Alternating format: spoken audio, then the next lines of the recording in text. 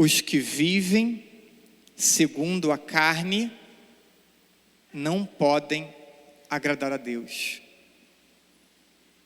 Romanos capítulo 8, versículo 8, segunda leitura que escutamos hoje.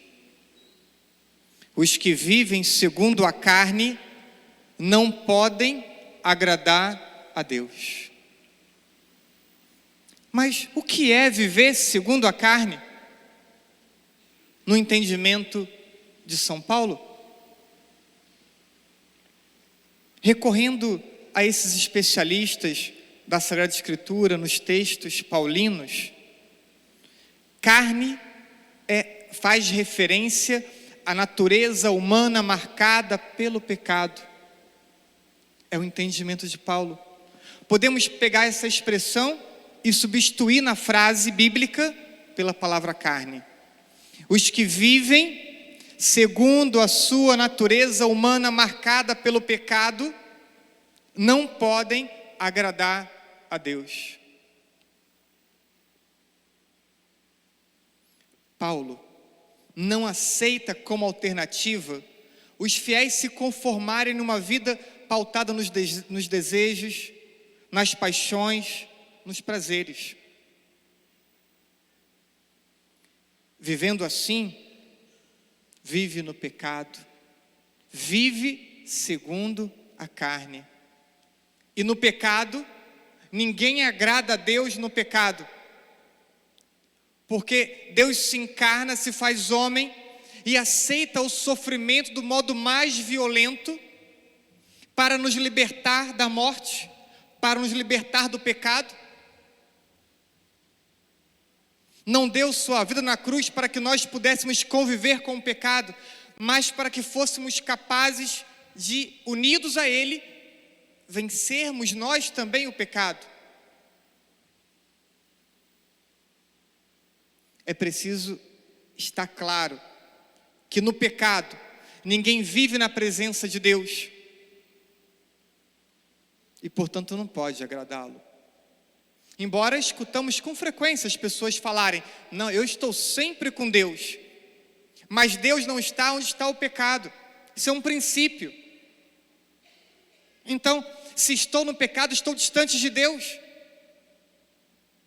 Essa é a lógica cristã. Dito isso, outra questão é o fiel saber ou não o que é pecado, saber ou não se vive no pecado. Essa é uma outra questão. Muitos estão no pecado, vivem no pecado e não têm um entendimento claro, esclarecido sobre isso.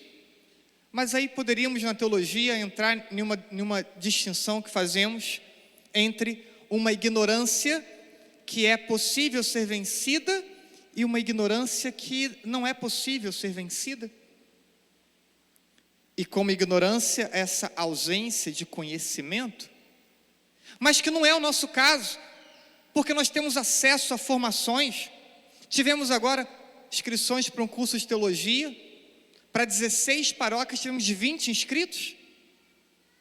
O católico está querendo ser formado? Não. Além disso, quanto conteúdo online, textos hoje do Vaticano, tudo é disponibilizado imediatamente de forma online.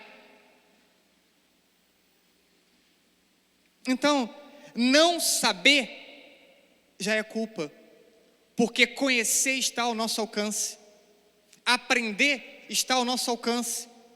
Quando não buscamos compreender e erramos por não saber, já cometemos o pecado, porque ignoramos ou porque negamos a possibilidade de aprender. E desse modo, a experiência de fé fica limitada. Se eu não consigo nem distinguir o que é pecado do que não é, se habitualmente fico no pecado, mesmo que com a consciência não plenamente esclarecida, a minha experiência de fé é limitada. E é fácil concluir isso. Não tem como pensarmos que, vivendo no pecado, vivendo longe de Deus, eu vou ter uma experiência plena de fé. Vou ter uma experiência limitada. Sem dúvida, a maioria dos cristãos ainda não experimentaram uma ampla e profunda experiência de presença de Deus. Por quê? Plenamente consciente ou parcialmente consciente estão no pecado.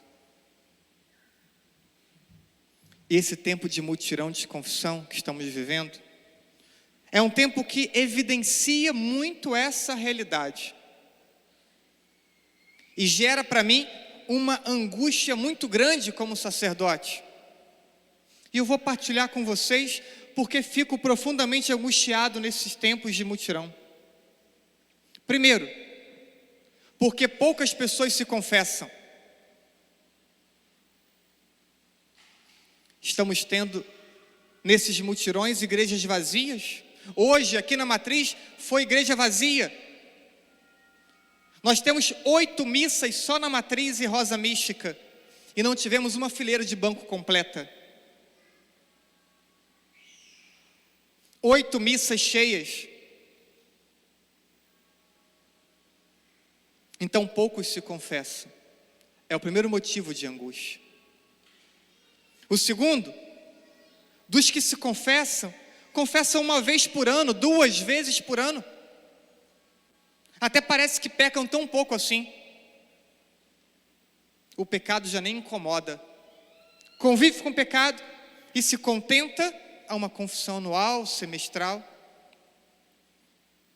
É um segundo motivo de ficar angustiado.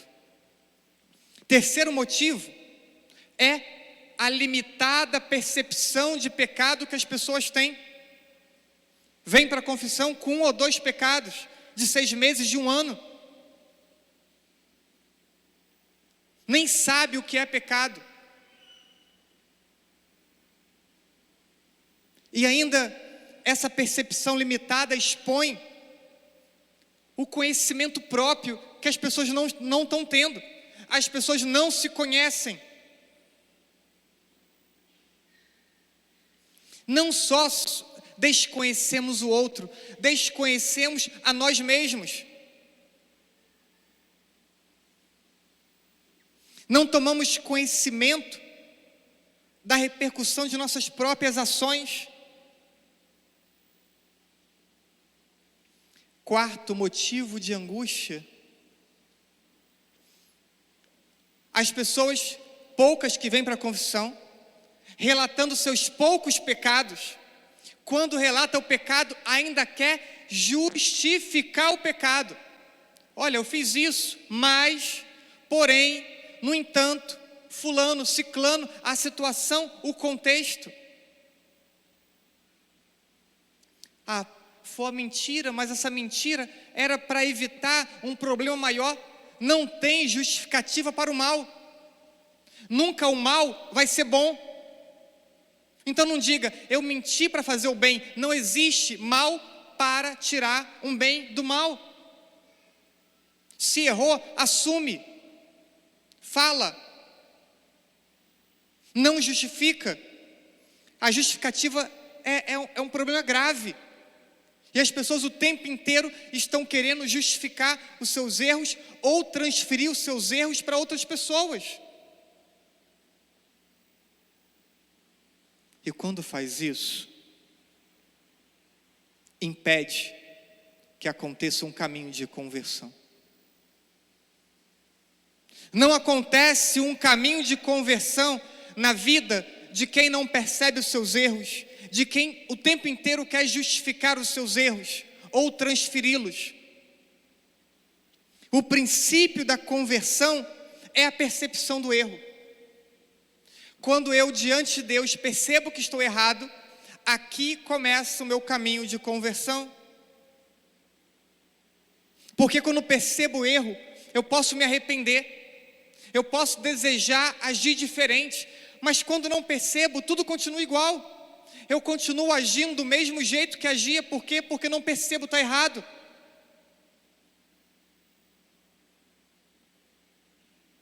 Quando não há percepção, ou quando se transfere a culpa para outras pessoas, a vida não é transformada.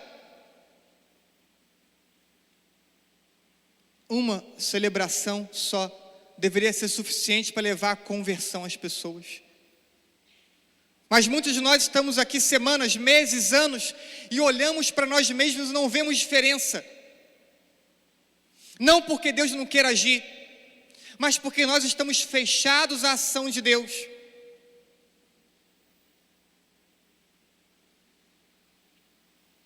Deus age no reconhecimento do meu erro, no arrependimento do meu erro, no desejo de superá-lo. Aí recebemos a graça de Deus do perdão, recebemos a graça de Deus que vai nos capacitar para agirmos diferente.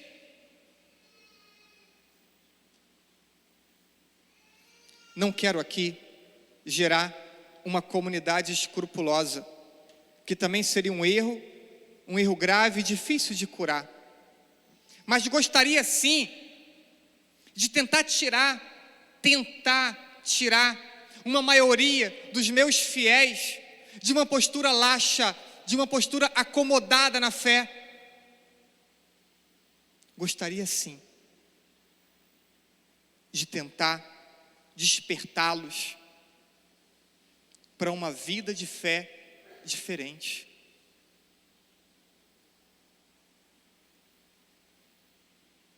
Gostaria sim de tentar ajudá-los a crescer na vida espiritual e fazer com que a experiência de fé encha de sentido a prática religiosa. Porque para muitos a prática religiosa é apenas um hábito. Um hábito.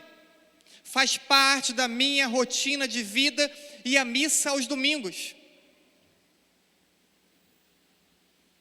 Mas a prática da fé vai se tornando um fardo, um peso, porque são ações tantas vezes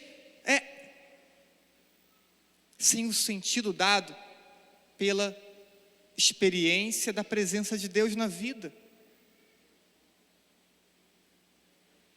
Práticas que não convertem, práticas que não transformam, porque não é o hábito, a ação repetida que transforma e que converte, é só a presença de Jesus na vida de cada pessoa que transforma e que converte. Nesse contexto bíblico de Paulo, vemos um dualismo entre carne e espírito. Carne aparece em oposição a espírito. Carne, as pessoas que buscam a realização a partir de si mesmas. Vida no espírito são as pessoas que buscam a realização a partir de uma total dependência de Deus e de uma observância empenhada dos preceitos de Deus. Muitos cristãos, muitas lideranças, coordenadores pastorais de nossas paróquias, pensam viver no espírito, quando na verdade não conseguem se desprender da carne. Muitas de nossas lideranças pastorais pensam viver perto de Deus, quando na verdade estão imersas nos seus pecados. E o que fazer? O que fazer diante desse cenário? Não há novidade, nada que já não tenhamos dito muitas vezes. Primeiro, estudar a fé.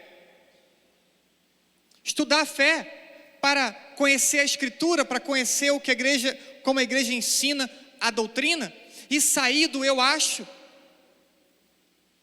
Porque temos uma multidão de cristãos achando que sabe. E só o estudo vai conseguir esclarecer o entendimento. Tantas dúvidas, tantos questionamentos. Facilmente alguém vem a um católico e tira esse católico da paz, acusando de uma coisa ou outra por conta de nossa doutrina. E o católico é facilmente manipulado, por quê? Porque não lê, porque não estuda, porque não aprofunda o seu conhecimento de fé.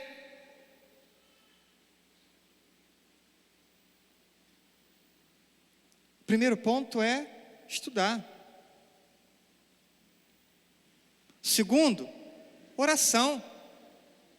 Pega a Sagrada Escritura, invoca o Espírito Santo, pede: Senhor, que ao ler essa palavra eu consiga perceber a Tua vontade para a minha vida, que eu consiga perceber o que tem que ser mudado na minha vida a partir dessa leitura, dessa oração com a Tua palavra. Pega teu texto, reza o teu texto todos os dias. Pede a Virgem Maria que te acompanhe nesse caminho de conversão. Depois, adquirir virtudes. E dentre as virtudes, a humildade. A humildade de quem se coloca pequeno diante de Deus. A Virgem Maria, quando chega à casa de Isabel, diz: o Senhor fez em mim grandes coisas. Por quê? Porque olhou para a pequenez da sua serva. Porque olhou para a humildade da tua serva. E porque talvez Deus não faça maravilhas ou coisas grandes na vida de muitos de vocês? Porque Deus não age na vida de orgulhosos. Deus só age na vida dos humildes. Os humildes agradam a Deus. Mas Deus resiste aos orgulhosos, diz a palavra. Aprender a ser pequeno diante de Deus. Quantas pessoas querem ter, e quantos cristãos querem ter as suas verdades diferentes da verdade revelada na Sagrada Escritura? E por último, confissão frequente. Eu não gosto de confissão. Não tem que gostar, tem que entender. Entender o que é o sacramento, entender a importância do sacramento e entender como celebrar o sacramento. Então não é gostar ou não gostar, é entender. E entendendo, buscá-lo. Quero dizer para você, os muitos anos de igreja, os 10 anos, 15, 20 anos de igreja, os muitos cargos assumidos na igreja, a soberba de achar que sabe, são situações muito perigosas na vida do cristão. Porque ele pode achar ter um status que na verdade não existe e que só o afasta de Deus. Pare uns instantes, pense, como você se confessa? Qual a tua frequência na confissão? Como você prepara a tua confissão? Alguns não se confessam. Você se confessa? Outros recorre pouco à confissão e quando vai à confissão não sabe o que dizer. Olha, eu vim porque todo ano tem que vir, mas eu sou uma pessoa muito boa, eu vou à missa, faço bem a todo mundo, eu não sabe o que dizer.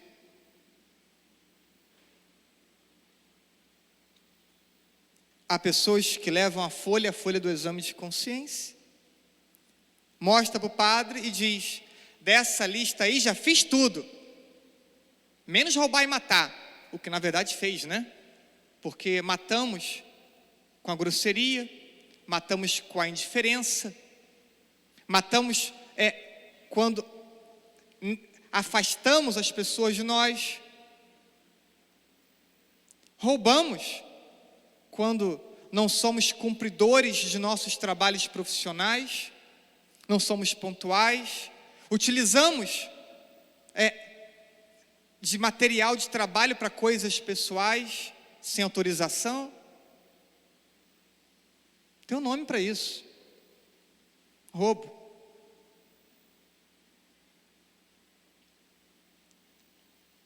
Há pessoas que se acusam de poucos pecados e sempre os mesmos. Vem se confessar, traz a listinha. Passa 3 meses, pega a mesma listinha e repete. Nada aconteceu diferente? Tudo foi igual? As mesmas situações aconteceram? Não teve também nenhum esforço de mudança, de superação?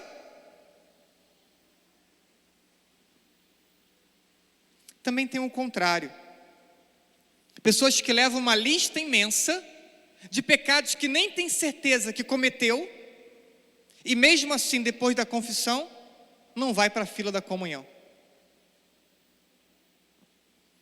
Caso você tenha se identificado com alguma dessas realidades, ou tenha se aproximado de alguma dessas realidades, você é um forte candidato a não saber se confessar.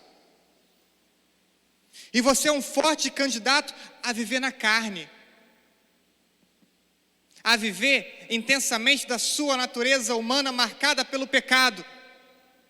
E consequentemente você é um forte candidato a viver distante de Deus. Porque dizia o versículo 8: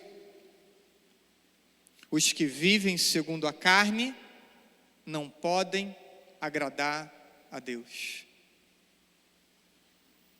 Ainda temos tempo, alguns dias de mutirão de confissão em nosso vicariato. Dias para tentar ser humilde diante de Deus, se colocar pequeno diante de Deus. Alguns dias para aprender a bater no peito, dizendo: Senhor, que eu veja os meus pecados, que eu perceba os meus erros, que deles eu me arrependa. Bater no peito, dizendo para Deus: Senhor, que eu tenha forças com a Tua graça para transformar a minha vida. Senhor, que eu seja capaz, a partir da Tua graça, de amá-lo sobre todas as coisas.